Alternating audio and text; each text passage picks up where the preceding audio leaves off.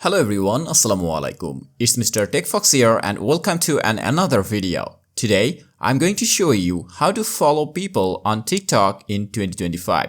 This guide is up to date and works on both Android and iPhone devices. If this video helps, please consider subscribing to this channel.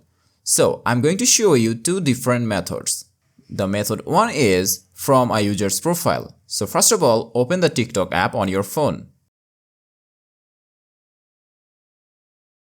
And now, tap on the search bar at the top right corner of your screen.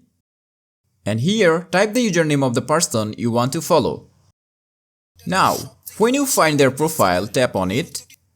And here, you will see a follow button. Just tap on that.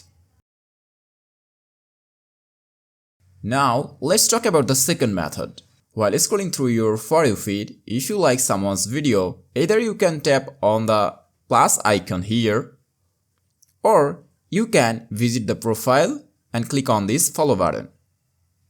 So if I click on this plus icon, you are going to follow that person.